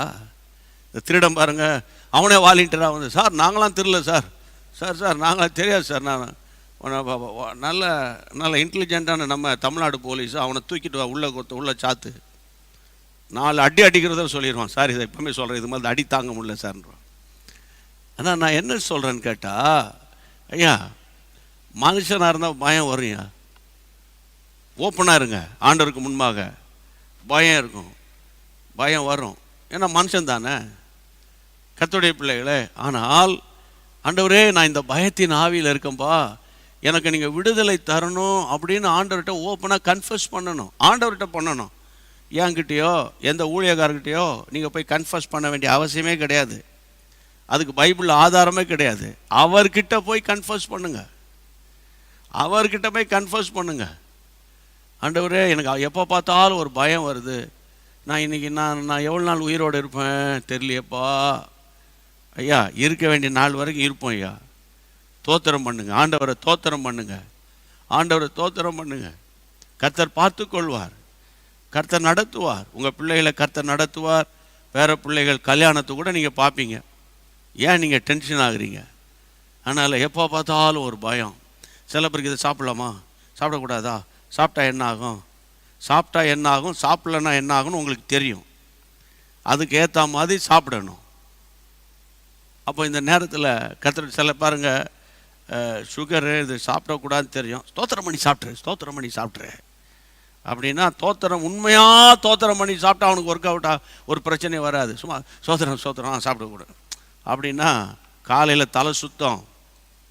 இன்றைக்கி நான் உங்களுக்கு பாரத்தோடு சொல்கிறேன், உங்களுடைய விசுவாசத்தை வர்த்திக்க பண்ணுங்க. ஆமேன். கர்த்தருடைய பிள்ளைகளே, என்ன விதமான இது சாப்பிட்டாலும் அது என்னை அணுகாது. காரணம் எனக்குள்ள இயேசுவின் ரத்தம் ஓடுகிறது. ஆமேன். அப்போ இந்த மரண பயம் பாருங்கள், மரண பயம் ஒரு நேரம் நல்ல விசுவாசமாக இருக்கும், கர்த்தர் என் கூட இருக்கார், இந்த பலவீனம் என்னை மேற்கொள்ளாது அப்படின்னு இருக்கும். சில வேளைகளில், ஏன்னா மனுஷன் தானே, சில வேளைகளில் உங்களை அறியாமல், யார் இல்லாத நேரங்களில் வீட்டில் உங்களை அறியாத ஒரு ஃபியர் வரும்போது நீங்கள் உடனே எபிரேயர் 2ஆம் அதிகாரத்தை திருப்பிடணும். 2ஆம் அதிகாரத்தை எடுத்து 15ஆம் வசனத்தின் மேலே கை வைக்கணும். ஆமேன். இப்போ கை வச்சிருவோம் ஒரு முறை, அப்படியே கை வைங்க. ஜீவ காலமெல்லாம் மரண பயத்தில் மரண பயத்தினாலே அடிமைத்தனத்துக்குள்ளானவர்கள் யாவரையும் விடுதலை பண்ணும்படி இயேசு கர்த்தருடைய பிள்ளைகளே சிலுவையில் மரித்தார், உயிரோடு கூட எழுந்தார். அப்போ ஜீவ காலமெல்லாம் மரண பயத்தின் அடிமை. அந்த மரண பயம், கை வச்சிட்டிங்களா? ஆமாம், கையை வச்சுக்கிட்டே ஸ்க்ரீனை பாருங்கள், நான் உங்கள்கிட்ட பேசுகிறேன். கர்த்தருடைய பிள்ளைகளை கை வச்சுருங்க அந்த வசனத்தின் மேலே. பைபிளே கையில் இல்லை, அப்புறம் எங்கே கை வைக்கிறதுன்றீங்களா? சரி பரவாயில்ல, பரவாயில்லன்னா அது ஓகே சொல்ல மாட்டேன். இப்போ அது போய் எந்திரிச்செல்லாம் போய் எடுத்துகிட்டு இருக்கேன். அந்த ஸ்க்ரீனில் வசனம் போடுறாங்கல்ல. கர்த்தருடைய பிள்ளைகளை நான் என்ன சொன்னேன், ஜீவ காலமெல்லாம் மரண பயத்தினாலே அடிமைத்தனத்துக்குள்ளானவர்கள். அந்த மரண பயம் நிறைய பேர் அடிமைப்படுத்தி வச்சுருக்குது. உதாரணத்துக்கு சொல்லிட்டா, ரோட்டில் நடந்து போகும்போதே பின்னால் கார் வந்து மோதிரும் மோதிரும் மோதிரும் மோதிரும் மோதிரும், சைக்கிள்காரன் வந்துடுவான் மோதிரும். இதோட பெரிய அநியாயம் என்ன தெரியுமா? உங்கள் கணவர் மோட்டர் சைக்கிளை ஓட்டிகிட்டு போக, நீங்கள் பின்னால் உட்காந்துருப்பீங்க, அப்போ பிரேக் அப்படின்னுவீங்க. ஏற்கனவே காலையில் டென்ஷனாக ஓட்டிகிட்டு போகும்போது நீங்கள் பைக்கே ஓட்ட தெரியாது, உங்களுக்கு என்ன அந்த மாதிரிலாம் சொல்கிறது? சோத்திரம் பண்ணிக்கிட்டே வாங்க. காரில் இருக்கும்போது அப்படி தான், பக்கத்து ஃப்ரண்ட் சீட்டில் உட்காந்துக்கிட்டு அவரை டார்ச்சர் பண்ண, லெஃப்ட்டில் வாங்க, ரைட்டில் வாங்க, அங்கே ஒரு லாரி வருது, பஸ் வருது, அது வருது, இது வருது. ஒரு கட்டத்தில் அவன் டென்ஷன் ஆகி காரை நீயே ஓட்டு அப்படின்னு காரை ஓரத்தில் நிறுத்திவிட்டு இறங்கிடுவான் சில ஆட்கள். நான் என்ன சொல்கிறேன்னு கேட்டால், இதுக்கெல்லாம் காரணம் உள்ள ஒரு பயம் இருக்குது. இந்த பயத்தின் ஆவியை போக்கணும்னா பைபிளில் நம்ம எல்லாருக்கும் தெரியும், 2 தீமோத்தேயு இல்லையா, 2 தீமோத்தேயு 1ஆம் அதிகாரம். ஆமென். 2 தீமோத்தி சாப்டர் 1 verse 7 என்ன வாசிக்கிறோம்? ஸ்க்ரீனில் பாருங்கள் அந்த வசனத்தை. தேவன் நமக்கு பயமுள்ள ஆவியை கொடுக்கல. அபிஷேகம் பெற்ற கர்த்தருடைய பிள்ளையே, அபிஷேகம் பெற்ற கர்த்தருடைய சகோதரா, ஆண்டவர் சொல்கிறார் நமக்கு பயமுள்ள ஆவி. உங்கள் அபிஷேகத்தில் பயம் இருக்கக்கூடாது. அதாவது பலமும் அன்பும் தெளிந்த புத்தி உள்ள ஆவியை கொடுத்திருக்கிறார். தெளிந்த அந்த சவுண்ட் மைண்ட் இருக்குது. ஆமேன். கையை உயர்த்தி ஜெபம் பண்ணலாமா? இப்போ கையை உயர்த்திருங்க. ஆண்டவரே, இந்த வசனம் எனக்கு ரொம்ப ஆப்டாக இருக்குது, அதாவது எனக்கு பொருத்தமாக இருக்குப்பா. எப்போ பார்த்தாலும் ஒரு பயம்ப்பா, எப்போ பார்த்தாலும் பிள்ளைகள் போனாங்க, எங்கே போனானோ தெரியல, இன்னும் வரல. வேலைக்கு போகிறேன்னு போனால் எங்கே போனானோ, பள்ளிக்கூடத்துக்கு மகா போனா, ஆமாம் அவன் எங்கே போனா தெரியல, டியூஷனுக்கு போகிறேன்னு போனால் எங்கே போகிறான்னு தெரில. எங்கே வரான்னு தெரியல. இப்படியே புலம்பிக்கிட்டு இருந்தீங்கன்னா உங்களுக்கு தூக்கம் வராது, ஹைப்பர் டென்ஷன் ஆயிரும். அதனால் கைகளை உயர்த்திருங்க. இயேசுவின் நாமத்தினால என் பிள்ளைய பள்ளிக்கூடத்துக்கு அனுப்பவா வேண்டாமா, காலேஜுக்கு அனுப்பவா வேண்டாமா, ஆமாம் ஸ்கூலுக்கு அனுப்பவா வேண்டாமா, அங்கே அனுப்பலாமா வேண்டாமா, சென்னைக்கு அனுப்பலாமா வேணாமா, ஆமாம் தஞ்சாவூருக்கு அங்கே தான் சீட் கிடச்சிருக்கு அனுப்பலாமா வேண்டாமா, இப்படியெல்லாம் நீங்கள் புலம்பிக்கிட்டு இருக்கிற நேரத்தில் ஆமேன் கைகளை உயர்த்தி, தேவன் எனக்கு பயமுள்ள ஆவியை கொடுக்கவில்லை. வாய் திறஞ்சோம் பண்ணுங்க. தேவன் எனக்கு பயமுள்ள ஆவியை கொடுக்கவில்லை. ஆமேன் ஆமேன். பலமும் அன்பும் தெளிந்த புத்தி உள்ள ஆவிய எனக்கு கொடுத்திருக்கிறபடியால் நான் பயப்பட மாட்டேன். ஷாஹு பஹாதிரியா துரோகோ. இயேசுவின் நாமத்தினால மரண பயமே, பிள்ளைகளை குறித்து பயமே, எனக்கு கல்யாணம் ஆகுமா ஆகாதா என்ற கன்ஃபியூஷன் ஏற்படுத்தின பயமே, என் கடனை அடைப்பேனோ அடைக்காமலே போயிடுவேனோ, இந்த வியாதி சுகம் கிடைக்குமா கிடைக்காதா என்ற வேதனையோடு இருக்கிற அந்த குழப்பமே, இந்த 3வது நாள் உபவாச ஜெபத்துல அந்த கிரியைகளை அழிக்கிறோம் இயேசுவின் நாமத்தில். ஆமென். Praise God. தீங்கும் என்னை அணுகாமல் ஆத்துமாவை காக்கும் நல் தேவன், எத்தீங்கும் என்னை அணுகாமல் போக்கையும் மரத்தையும் பத்திரமாக காப்பாரே இது முதலாய்.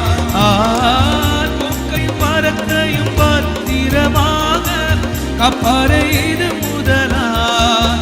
எனக்கு தாசை வரும் பர்வதம் நேராயின் கண்கள். நல்ல கரங்களை தட்டி பாடுங்க. எனக்கும் தாசை வரும் பர்வதம் நேராயின் கண்களை ஏறெடுப்பே. வலப்பக்கத்தின் நிழலவரே வலப்பக்கத்தின் நிழலவரே. சூரியன் பகலில் சந்திரன் இரவில் சேதப்படுத்தாதே. சூரியன் பகலில் சந்திரன் சேதப்படுத்தாதே. சூரியன் பகலில் சந்திரன் இரவில் சேதப்படுத்தாதே. எனக்கு தாசை வரும் பர்வதம் தேராயின் கண்களை ஏறெடுப்பு. எனக்கு தாசை வரும் பர்வதம் தேராயின் கண்களை ஏறெடுப்பு. ஆமென் ஆமென். நடராஜ முதலியார் அவங்க அந்த நாட்களிலேயே பாடினாங்க.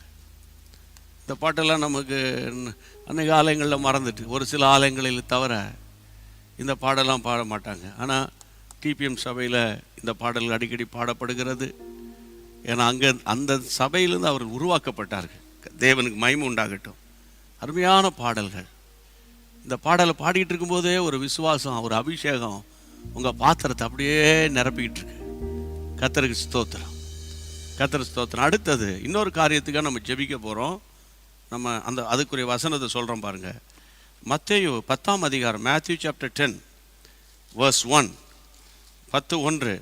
அப்பொழுது அவர் தம்முடைய 12 சீஷர்களையும் நம்மிடத்தில் வரவழைத்தார். அசுத்தாவிகளை துரத்தவும் சகல வியாதிகளையும் சகல நோய்களையும் நீக்க அவர்களுக்கு அதிகாரம் கொடுக்கிறார். எனக்கு அன்பு தேவனுடைய பிள்ளைகளே, கர்த்தருடைய பிள்ளைகளே, ஆண்டவர் விசேஷித்த அதிகாரம், அத்தாரிட்டி கொடுக்கிறார், அதிகாரம் கொடுக்கிறார். எதன் மேல? பிசாசின் வல்லமை மேல, இருளின் ஆதிக்கங்கள் மேல. கர்த்தருடைய பிள்ளைகளே, அந்த பவர் ஆஃப் காட் இல்லையா, தேவனுடைய வல்லமை எதன் மேல? வியாதிகளின் மேல, பிசாசுகளின் கிரியைகளின் மேல சீஷர்களுக்கு ஆண்டவர் சொல்றார் அதிகாரம் கொடுத்தார் அப்படின்னு சொல்லப்பட்டிருக்குது. அதிகாரம் கொடுக்கிறார். கர்த்தருக்கு மகிமை உண்டாகட்டும். அப்போ இப்போ ஒரு கேள்வி வருது. ஒரு சில இடங்களில் அவங்க பிசாசு துரத்திறாங்க. ஆனால் அவங்க எல்லாருக்குமே தெரியும், அடிக்கடி நம்ம பேசப்படுகிற வார்த்தை, மார்க் 9 ஒரு பிள்ளையின் தகப்பன் கொண்டு வந்து நிறுத்தி அவங்க சீஷர்கிட்ட ஜெபிக்கும் போது அந்த பிசாசு ஓடவே மாட்டேங்குது. அந்த பிசாசு அட்லீஸ்ட் ஆடவா பார்த்தா ஆடவும் இல்லை, ஆடினா கூட பரவாயில்ல, கொஞ்சம் ஆடுது, ஆடவும் இல்லை, அசையவும் இல்லை, ஓடவும் இல்லை, அது பாட்டுக்கு சத்தம் கட்டாமல் நிற்கிது. தீயும் தண்ணீரையும் கண்டா அவனை கொண்டு போய் தள்ளுது. அப்போ இங்கே ஒரு கேள்வி எழும்புது பாருங்க. அதிகாரம் கையில் இருக்கு, அதிகாரம் கையில் இருக்கு. சீஷருடைய கையில் அதிகாரம் இருக்கு, அவர் கொடுத்துட்டாரு. கர்த்தருடைய பிள்ளைகளை, உங்கள் கையில் சாவி இருக்கு. உங்கள் கையில் சாவி, ஒரு வீட்டு சாவியோ கார் சாவியோ கையில் இருக்கு. அப்படி கையில் இருந்தாலே என்ன அர்த்தம்? உனக்கு அந்த காரை கொடுத்தா மாதிரி அர்த்தம். அப்போ கையில் சாவி இருக்கு, கையில் அதிகாரம் இருக்கு. ஆனால் காரை ஓட்டணுமே. கர்த்தருடைய பிள்ளைகளை, இன்றைக்கு நான் உங்களுக்கு சொல்கிறேன், இன்றைக்கி அதிகாரங்கள் கையில் இருக்குது. கர்த்தர் எனக்கு அதிகாரம் கொடுத்துருக்கிறார். ஆமாம், சாவுக்கு ஏதுவான சரீரங்கள் உயிர்ப்பிக்கிற அதிகாரம் கொடுத்துருக்கிறார். நான் என்ன குடித்தாலும் அது என்ன அணுகாது, அப்படியெல்லாம் நம்ம சொல்லிக்கிட்டு இருக்கிறோம். ஆனால் இங்கே பிசாசு ஓடலை. அதாவது கர்த்தருடைய பிள்ளைகளை, நமக்கு இந்த வாய் சவடால்லாம் இனிமேல் ஒத்து வராது. வாய் சவடால், தமிழில் சொல்கிறோம், வாய் சவடால் சும்மா வளா வளா வளான்னு பேசிக்கிட்டு இருக்கு காலம் கிடையாது. கிரியைகள் இருக்கணும். கிரியை இல்லாத விசுவாசத்துக்கு பேர் செத்த விசுவாசம்.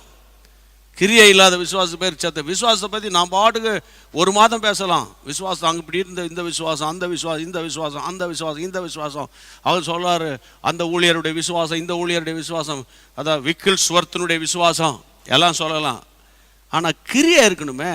கிரியை இல்லாத விசுவாசத்துக்கு பேர் செத்த விசுவாசம். இந்த சீஷர்கள் பாருங்க, அதிகாரம் கொடுத்து நீங்கள் போங்கப்பா, வியாதிகளை சுகமாக்குங்க, பிசாசுகளை துரத்துங்கன்னா, இங்கே அவனுங்க இப்போ விரட்டி பார்க்குறாங்க, அது சத்தம் காட்ட மாட்டாங்க, ஒன்றும் இல்லை. அப்போ மார்க் எழுதின சுவிசேஷம் 9ஆம் அதிகாரம் 28ஆம் வசனத்தை வாசித்து பாருங்கள், பார்க்கலாம். 9:28 என்ன சொல்லுகிறது? மார்க் சாப்டர் 9 verse 28ல, வீட்டில் அவர் பிரவேசித்த போது அவருடைய சீஷர்கள் அதை துரத்தி விட எங்களால் கூடாமல் போயிட்டு, அதிகாரம் கையில் இருக்கு இல்லையா, ஆனால் செயல்படுத்த முடியலையே. அந்நிய பாஷை வாயில் இருக்கு, செயல்படுத்த முடியலையே. வசனம் கையில் இருக்கு, வசனம் வார்த்தையில் இருக்குது, மனப்பாடமாக இருக்குது, எல்லாம் இருக்குது, ஆனால் ஒன்றும் இல்லை. சில பேர் சொல்லுவாங்க, வீட்டில் எல்லாம் இருக்குது, டைனிங் டேபிளில் சாப்பாடு இருக்குது, பீரோவில் நிறைய சேலை இருக்குது, நிறையா துணிமணி ஷர்ட்டு பேண்டெல்லாம் இருக்குது இல்லையா, கிச்சனில் நிறைய, ஃப்ரிட்ஜில் எல்லா சாப்பாடு இருக்குது, ஆனால் ஒன்றும் இல்லை, சமாதானம் இல்லைன்னு சொல்கிறாங்க. அது மாதிரி வாயில் அந்நிய பாஷை இருக்குது, நல்ல ஃபெலோஷிப் இருக்குது, நல்ல வேர்ட் ஆஃப் காட் இருக்குது, இல்லை உங்களுக்கு இருக்கா இல்லையா? வசனம் எவ்வளோ காலமாக கேட்குறீங்க, வசனம் இருக்கா இல்லையா? இல்லை, ஆராதனைக்கு போகிறீங்க, எல்லாம் நல்லா இருக்குது, ஆனால் கிரியை இருக்கா? கிரியைகளினால தான் இன்றைக்கு தேவனுடைய நாமத்தை மகிமைப்படுத்த முடியும். அல்லது என் மீட்பர் உயிரோடு இருக்கிறாரு, நான் டெய்லி சொல்கிற மாதிரி வாயில் சொல்லிக்கிட்டு செயல்பாட்டில் ஒன்றும் இல்லைன்னா அது என்ன நடக்கும் நீங்கள் நினைக்கிறீங்க? ஆனால் இதே ஊழியக்காரர்களை நீங்கள் பைபிளில் பாருங்கள். கர்த்தருடைய பிள்ளைகளே, அப்போஸ்தலர் 8ஆம் அதிகாரத்துக்கு வாருங்கள். அப்போஸ்தலர் 8ஆம் அதிகாரம் 7ஆம் வசனம் என்ன சொல்லுகிற? ஆக்ட் சாப்டர் 8 verse 7, அநேகர் இருந்த அசுத்தாவிகள் மிகுந்த சத்தமிட்டு கூப்பிட்டு அவர்களை விட்டு புறப்பட்டது. அநேக திமிர்வாதக்காரர் சப்பானிகளும் குணமாக்கப்பட்டாங்க. எவாஞ்சலிஸ்ட் பிலிப் மீட்டிங் நடத்துறாரு சமாரியாவில். பயங்கரமான எழுப்புதல் நடக்குது. மந்திரவாதிகளாம் ரட்சிக்கப்படுறான். பிசாசெல்லாம் ஆலறி அது பாட்டுக்கு சத்தம் காட்டாமல் ஓடி ஒளியுது, எல்லாம் பறந்து போகுது. கர்த்தருடைய பிள்ளைகளை, இன்னொரு வசனத்தை பாருங்க. அப்போஸ்தலர் 19ஆம் அதிகாரம், ஆக்ட் சாப்டர் 19க்கு வாங்க. 19ஆம் அதிகாரம் 12ஆம் வசனம் என்ன சொல்லுகிறது பாருங்க. 19:12, அவனுடைய சரீரத்தில் இருந்த உருமால்களையும் கச்சைகளையும் கொண்டு வந்து வியாதிக்காரர் மேல் போட வியாதிகள் அவர்களை விட்டு நீங்கி போனது, பொல்லாத ஆவிகளும் அவர்களை விட்டு போயிருச்சு. கர்த்தருக்கு ஸ்தோத்திரம். சில ஆவிகள் சரீரத்தை விட்டு போனால் ஹீலிங் தன்னாலே நடக்குது. கர்த்தருக்கு மகிமை உண்டாகட்டும். நிறைய அந்த மாதிரி காரியங்களில் எங்களுடைய மீட்டிங்ஸில் பார்த்துருக்கேன். சிலர் பரிசுத்தாவின் அபிஷேகத்தை பெறுவாங்க. அவங்க சொல்லுவாங்க, வரும்போது இந்த பயங்கரமான வியாதியோடு நான் வந்தேன், அபிஷேகம் இறங்குச்சோ இல்லையோ, பிசாசம் அலறி அடித்து பிச்சுக்கிட்டு ஓடிடுச்சு. பார்த்தா கை உயர்த்துறேன், காலை தூக்குகிறேன், எல்லாம் அந்த இருந்த இடம் தெரியாமல் போயிருச்சுன்றாங்க. ஆமேன். ஒரு முறை ஒரு அம்மா இங்கே வந்தாங்க நம்ம ப்ரேயர் சென்டருக்கு. ரொம்ப வேதனையோடு ஒப்பாரி வச்சுக்கிட்டு வந்தாங்க. என்னன்னு பார்த்தா இப்போ தான் ஸ்கேன் ரிப்போர்ட் எடுத்துகிட்டு வரோம், தலையில் கட்டி இருக்குன்றாங்கன்னு. ஜெபம் பண்ணோம். கொஞ்ச நாள் அந்த அந்த அம்மாவை காணோம். ஒரு நாள் வந்தாங்க, ரெண்டு ரெண்டு ரெண்டு ஸ்கேன் ரிப்போர்ட்டோட வர்றாங்க. என்னன்னு கேட்டால் அவங்க சொல்கிறாங்க, இது முன்னால் எடுத்த ஸ்கேன், உங்கள்கிட்ட ஜெபம் பண்ண வந்தோம், கொஞ்ச காலம் ஆளை காணோமே. ஆமாம் ஆமாம் காணோம். இப்போ இந்த ஸ்கேனை பாருங்கள். அப்போ அந்த ஸ்கேனில் கட்டி இருக்குது. அப்போ ஆப்ரேஷனுக்கு முன்னால் டாக்டர் இன்னொரு முறை ஸ்கேன் பண்ணிடுவோம் அப்படின்னு டபுள் செக் பண்ணிடுவோம், ரீகன்ஃபார்ம் பண்ணுவோன்னு பார்த்தா அவர் ஸ்கேனுக்குள்ளே போட்டு அப்படியே ஆராய்ச்சி தேடி தேடி பார்க்குறாரு. அந்த கட்டியை அவர் தேடி தேடி பார்த்தா எப்படி அவரால் கண்டுபிடிக்க முடியும்? என் மீட்பர் உயிரோடு இருக்கிறார். கட்டியை காணாமல் போயிடுச்சியா? ஸ்தோத்திரம். ஆமேன் ஆமேன். கையை உயர்த்தி ஆண்டவரை ஸ்தோத்திரம் பண்ணுங்க. தேவன் அதிசயங்களை செய்கிற கர்த்தர் இன்றைக்கும் உயிரோடு இருக்கிறார். சோர்ந்து போயிடாதீங்க. எந்த பிசாசு போராட்டமாக இருக்கலாம், அந்த பிசாசுகிட்ட உட்காந்து பேசிட்டு கிடக்காதீங்க. எந்த ஊர்லேருந்து வந்த, எத்தனை மணிக்கு போவ, நாளைக்கு போவியா, சாயந்தரம் போவியா? அவன் என்னைக்கு தான் உண்மை பேசியிருக்கான்? அவன் பொய்யணும், அப்புறம் பொய்யுக்கு பிதாவுமாக இருக்கிறான் அப்படின்னு இருக்குது. அதனால் பாரத்தோடு இன்னைக்கு பாருங்க, இந்த சீஷர்கள், அதாவது இயேசுவின் உயிர் தெழுதலுக்கு முன்னாலேயே, அவர் மாம்சத்தில் இருந்த நாட்கள்லையே பிசாசை விரட்ட அதிகாரம் கொடுத்தாரு. ஏதோ வண்டியை ஓட்டினாங்க, ஆனால் முழுமையான அதிகாரத்தோடு அவங்க பயன்படுத்தலை. விஷயம் என்ன தெரியுமா? அவங்க ஜெபம் பண்ணாலும் 3 வேளை சாப்பாடு கிடைக்குது பாருங்க. புரியுதானே சொல்கிறது? இயேசு கூடயே இருந்ததுனால அவங்க எங்கே தங்குறோம் கவலை இல்லை, எங்கே படுக்கிறோம் கவலை இல்லை. அவர் அழகாக அவர் நடத்திக்கிட்டு இருந்தார். அவர் என்னைக்கு மரித்து அடக்கம் பண்ணப்பட்டாரோ ஒவ்வொருத்தரும் ஒவ்வொரு திசையில் பிச்சுக்கிட்டு போயிட்டான் இல்லையா? அப்படி தானே கர்த்தருடைய பிள்ளைகளை? இன்னைக்கு பாருங்கள், சபையில் கூட அப்படி தான்.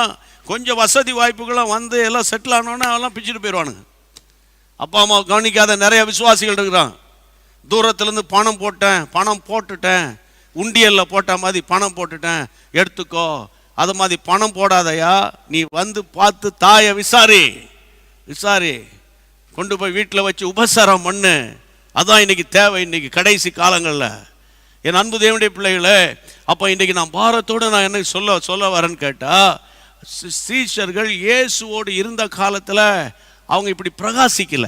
ஒவ்வொருத்தனுக்குள்ள சண்டை, போட்டி, பொறாமை. என்ன இதில் நான் நேற்று கூட பேசினது, யார் பெரியவனாக இருப்பான், இதுவே இருந்துச்சு. ஆனால் இயேசு அவர்கள் விட்டு போய் அவர் மரித்து அடக்கம் பண்ணப்பட்டு உயிரோடு கூட எழுந்தார் அல்லவா? அந்த உயிர் தெழுந்த வல்லமை அவர்கள் மேல் வந்தது. அபிஷேகத்தை பெற்றார்கள். அபிஷேகம் பெற்றவுடனே பாருங்களேன், லைஃபே மாறி போச்சு. அதைத்தான் தலையில் அடிச்சுக்கிறேன். நீ எந்த சர்ச் மெம்பராக வேணா இருங்க, பரிசுத்தாவின் அபிஷேகத்தை பெற்று ஆவியில் நிரம்பி அந்நிய பாஷை பேசுறீங்களா? 75 வயசாக போகுது, 72 வயசாக போகுது, இன்னும் அதெல்லாம் எங்களுக்கு தேவையில்லைன்னு நீங்கள் இருந்துடாதீங்க. பாரத்தோடு சொல்கிறேன் பிரியமானவர்களே, இந்த கடைசி காலத்தில் பிசாசை மேற்கொள்ளுகிற ஒரு அபிஷேகம். இப்போ ஜெபம் பண்ண போகிறோம். என் வீட்டில் சூனியம் வச்சுட்டான்றாங்க, சாபன்றாங்க. 5 கட்டு இருக்க 3 கட்டு, 5 கட்டா 3 கட்டோ, எத்தனை கட்டாக இருந்துட்டு போகுது. நம்ம ஜெபிச்சா கட்டுகளை எல்லாம் அவிழ்த்து ஆண்டவர் ஆச்சரியமான காரியங்களை செய்வார். லாசருவே வெளியே வாங்க சொன்னார். சேலையை எடுத்து விடுங்க அப்படியே சொன்னார். பிரித்து விடுங்க அப்படியே சொன்னார். வெளியே வாண்டோம், அவ்வளோதான். உயிர் தெழுந்த வல்லமை இறங்கின உடனே சேலைகள்லாம் எல்லாத்தையும் கட்டு காவல்கள்லாம் பிச்சுட்டு போயிருச்சு. ஏசு உயிரோடு எழும்புகிறார். அங்கே பார்த்தா அந்த சேலை தான் மூலையில் கிடக்குது. அப்போ காரணம் என்ன? உயிர் தெழுந்த வல்லமை, உயிர் தெழுந்த வல்லமை. இப்போ ஜெபம் பண்ண போகிறோம். கடைசி கர்த்தருடைய இவ்வளோ தாகத்தோடு இருக்கிறீங்க. பிசாசின் வலிமைகளை ஆண்டவர் மேற்கொள்ள நமக்கு உதவி செய்கிறார். அதாவது அப்போஸ்தலர் 10ஆம் அதிகாரம் 38ஆம் வசனம், ஆக்ட்ஸ் சாப்டர் 10 verse 38ல் நசரேனாகிய இயேசுவை, அருமையான ஒரு வசனம், அதை வாசிப்போம். நசரேனாகிய இயேசுவை தேவன் பரிசுத்த ஆவியினாலும் வல்லமையினாலும் அபிஷேகம் பண்ணினார். தேவன் அவரோடு கூட இருந்தபடியால் அவர் நன்மை செய்கிறவராயும், அப்புறம் பிசாசின் வல்லமையில் அகப்பட்ட யாவரையும், அப்படி வாயத்தர சொல்லுங்க, யாவரையும் குணமாக்குகிறவராக சுற்றி திரிந்தார். இப்போ எனக்கு ஒரு பிசாசு போராட்டம் இருக்கு, எனக்கு எப்போ பார்த்தாலும் பயம் இருக்கு, எனக்கு டிப்ரெஷன் இருக்கு, எனக்கு பிசாசு இருக்குன்னு அவங்க சொல்லிட்டாங்க, எனக்கு அதாவது இந்த ஒளியின் தூதன் ஆவி இருக்குன்னு அவங்க சொல்லிட்டாங்க, இவங்க சொல்லிட்டாங்க. இங்கே பாருங்க, நான் இப்போ இயேசுவின் நாமத்தில் சொல்கிறேன், நீங்க விசுவாசிப்பீர்களே ஆனால் இன்றைக்கு இரவோடு இரவாக அந்த பிசாசு இனி உன் பக்கமே தலை வச்சு படுக்க மாட்டேன் அப்படின்னு போகக்கூடிய ஒரு வல்லமைய ஆண்டவர் உங்களுக்கு கொடுக்க விரும்புகிறார். ஜெபிக்கலாமா? இயேசுவின் நாமத்தினால முரட்டாவி, குருட்டாவி, குருட்டு பக்தி, அதாவது செவிடு, எவ்வளவு பிரசங்கத்தை கேட்டாலும் இது எனக்கு அல்ல, நாங்க எங்க சர்ச்சில் பெரிய ஆட்களா இருக்கிறோம், அப்படிப்பட்ட செவிட்டு ஆவிகள் இன்றைக்கு தேவ வல்லமையினால ஆமென் ஆமென் சுகமடைய போகிறது. எல்லாம் கையை உயர்த்தி ஜெபம் பண்ணலாம். இயேசுவின் நாமத்துல எல்லாம் கரங்களை உயர்த்தி ஜெபம் பண்ணுங்க. அப்பா அப்பா உமக்கு ஸ்தோத்திர ராஜா. ஆண்டவரே, அசுத்தாவிகளுக்கு அதிகாரம் கொடுத்தாலும் சீஷர்களால் துரத்த முடியாம போயிருச்சு. ஆனால் உயிர்த்தெழுந்த வல்லமை அவர்கள் மேல் வந்த உடனே ஆண்டவரே, சமாரியாவே எழுப்புதல் அடையத்தக்கதாக ஒரு மனிதனை பயன்படுத்தினீரே அப்பா. ஆண்டவரே, சபைகளை துன்பப்படுத்தின பவுலை ஆண்டவரே பொல்லாத ஆவிகளை மேற்கொள்ள அபிஷேகத்தோடு பயன்படுத்தினீரே. எல்லாவற்றுக்கும் மேலாக அப்பா, நீங்க ஆண்டவரே உங்க மேல இருந்த அபிஷேகம் ஆண்டவரே பிசாசின் பிடியில் இருக்கிற யாவரையும் குணமாக்கினீரே. இப்பொழுது யார் யார் வீடுகளில் எப்படிப்பட்ட பிசாசுகள் போராடுகிறதோ, பில்லி சூனிய கட்டுகளோ, மந்திரவாத கட்டுகளோ, ஏவல் பிசாசுகளோ, ஹல்லேலூயா, இயேசுவின் நாமத்தினால, ஹல்லேலூயா, உயிர்த்தெழுந்த இயேசுவின் நாமத்தினால, இயேசுவின் இரத்தத்தினால, பரலோக அக்கினியினால அந்த சத்துருவின் கிரியைகள் அழிக்கப்படுவதாக. அலகழிக்காத, வெளியேறு, அலகழிக்காத, வெளியேறு. இயேசுவின் நாமத்தினால் அதட்டி ஜெபிக்கிறேன். அலகழிக்காத. Come out in Jesus. Come out in Jesus. Come out in Jesus' name. Hallelujah. Resurrection power of God. Hallelujah. உயிர்த்தெழுந்த தேவனுடைய வல்லமை இந்த சரீரங்களுக்குள்ளே இறங்குவதாக. லங் இன்ஃபெக்ஷன் சுகமடைகிறது. Thank you Lord. லங் இன்ஃபெக்ஷனை சுகமாக்குகிறார் கர்த்தர். Thank you Jesus. Hallelujah. கர்த்தருக்கு ஸ்தோத்திரம். தேவன் மகிமையாய் வெற்றி சிறக்கிறார், மகிமையாய் வெற்றி சிறக்கிறார். நான் அதை நல்ல உணர்கிறேன். ஆமென். மரணத்தை ஜெயமாக விழுங்கினவர் ஜெய கிறிஸ்து உங்க வீட்டுக்குள்ளே உலாவி கொண்டு வருகிறார். பூதா பௌதாலா ஹாதாலா ஹாதாலா ராபு தூராஹா. முந்தினவைகளை நினைக்காதீங்க, பூர்வமானவைகளா நீங்க சிந்திக்காதீங்க. இனிமே தேவனுக்காக நேரத்தை ஒதுக்குங்க. ஜபக்குழு தலைவியா மாறுங்க. சென்னை சுற்று வட்டாரத்தில் இருக்கிற தேவ பிள்ளையே, உங்களுக்கு அரிய வாய்ப்பு. நீங்க எழும்ப வேண்டிய ஒரு காலம். ஒவ்வொரு மாவட்டத்தில் இருக்கிறவங்க ஒரு அபிஷேக தைலம் உங்க மேல இறங்கிட்டு இருக்குது. கர்த்தர் நடத்துகிறார், கர்த்தர் நடத்துகிறார். 3 நாட்கள் உடைய பிள்ளைகள் ஜெபிச்சாங்க. இன்றைக்கு 3வது நாள். சாவுக்கேதுவான சரீரங்களை உயிர்ப்பிச்சிட்டீங்க. மரண பயத்தில் இருந்த எல்லாரையும் விடுதலை ஆக்கிட்டீங்க. அதே போல அசுத்தாவின் மேல ஒரு அதிகாரத்தை கொடுத்துட்டீங்க. சிந்தையில விடுதலை இல்ல, கண் பார்வையில விடுதலை இல்ல, பேச்சில விடுதலை இல்ல, உண்மையான பேச்சு இல்ல, செயல்பாடுகள்ல உண்மை இல்ல. என்ன அறியாத பண ஆசை, உலகத்தின் ஆவி என்னை விட்டு நீங்குகிறது. தேவரே, தேவரே, உன் வீட்டாரே உனக்கு சத்துரு என்று சொல்லப்பட்டிருக்கிறது. இயேசுவின் நாமத்தினால மத்தேயு 10ஆம் அதிகாரம் 36ஆம் வசனத்துல ஒரு மனுஷனுக்கு சத்துருக்கள் அவன் வீட்டாரு. அப்பா, வீடுகளுக்குள்ளே எழும்பி இருக்கிற சகோதரர்களுக்குள்ளே எழும்பி இருக்கிற எரிச்சல், போட்டி, பொறாம, கல் நெஞ்சு படைத்த ஆட்களை என் ஆண்டவர் கல்லான இருதயத்தை சதையாக மாற்றுங்க இயேசுவின் நாமத்தினாலே. யாரையாவது மனவேதனை படுத்தி பேசி இருந்தால் இன்றைக்கு இரவோடு இரவாக ஒப்புரவாகிறதுக்கு முயற்சி பண்ணிருங்க. ஏனென்றால் ஆசீர்வாதம் தடைபற்ற கூடாது. இயேசுவின் நாமத்தில் ஜெபிக்கிறோம். அப்பா, நீங்க சொன்னீங்க அப்பா 3 நாள் கூட்டம் நடத்து, உபவாச ஜெபமாக நடத்துன்னு சொன்னீங்கப்பா. எங்களால முடிஞ்சதை செஞ்சிட்டோம்ப்பா. அப்ரோஜனமான ஊழியர்களப்பா, எங்கள் ஜனங்களை ஜெபாவினாலும் மன்றாட்டினாவினாலும் கண்ணீரினாவினாலும் நிரப்புங்கப்பா. மனதுருக்கத்தின் அபிஷேகத்தை கொடுங்கப்பா, மனதுருக்கத்தின் அபிஷேகத்தை கொடுங்கப்பா. இயேசுவின் நாமத்தில் ஜெபிக்கிறோம்ப்பா. அப்பா நாங்கள் எங்களுடைய பிரசங்கம் வெறும் பேச்சில் இல்லை இருக்கக்கூடாது, எங்களுடைய பாட்டு வெறும் பேச்சில் இருக்கக்கூடாது, அது பலத்துல இருக்கணும், பலத்துல இருக்கணும், பலத்துல இருக்கணும். நீ பாப்பா பாரா பாப்பா பாப்பா பா, உங்க மேல ஒரு அக்கினி விழுகிறது. The fire of God, the fire flame is coming upon you. Fill with the anointing of the Holy Spirit. I break the barriers of the evil spirit in Jesus name. Hallelujah. மூன்றாவது நாள் ஒரு பெரிய ஜெயத்தின் நாளாக இருக்கிறது. ஹalleluya. கர்த்தருக்கு மகிமை உண்டாவதாக. அப்பா இன்னும் அவங்க இப்ப பேப்பர்ல இன்னைக்கு சொன்ன ஈவினிங்ல சொன்ன இன்ஸ்ட்ரக்ஷன் படி அவங்க நோட்லயோ பேப்பர்லயோ பிரேயர் பாயிண்ட்ஸ் எழுதி இருக்கிறாங்க. அந்த பிரேயர் பாயிண்ட்ஸ் மேல போய் கையை வைங்க. இப்போ கை வச்சிட்டீங்களா? இயேசுவின் நாமத்தினால. அப்பா அவங்க எழுதின பிரேயர் பாயிண்ட்ஸை ஒரு முறை அப்படி பார்த்துருங்கப்பா, ஒரே ஒரு முறை பார்த்துருங்கப்பா. அன்னைக்கு அத்தி மரத்தின் கீழ் இருக்கும் போதே உன்னை கண்டேன்னு சொன்னீங்களாப்பா பிலிப்பு பார்த்து. ஆண்டவரே நார்த்தான்வேல், ஆண்டவரே இப்படி பாரத்தோடு ஜெபிக்கிறப்பா, பாரத்தோடு ஜெபிக்கிறப்பா. அன்னைக்கு அண்ணாந்து பார்த்து ஒரு பார்வை சகைவை பார்த்தீங்களே, அதோட வாழ்க்கை மாறிச்சப்பா. ஒரு முறை திரும்பி பேதுரை பார்த்தீங்களே, அதோட வாழ்க்கை மாறலையா? இப்பொழுது அந்த பேப்பரை அந்த பாயிண்ட்ஸ் ஒரு முறை பாருங்க. ஆண்டவரே இயேசுவின் நாமத்துல கெஞ்சி மன்றாடுகிறப்பா, அற்புதம் நடக்கட்டும். இனி தாமதிப்பது இல்லையப்பா, நீங்க இனி தாமதிப்பது இல்லையப்பா, நீங்க இனி தாமதிப்பது இல்லையப்பா. கோடி ஸ்தோத்திரம். அப்பிரோஜனமான ஊழியர்கள் கடமை மட்டும் செய்தோம். உமக்கு ஒருவருக்கே மகிமை உண்டாகட்டும்.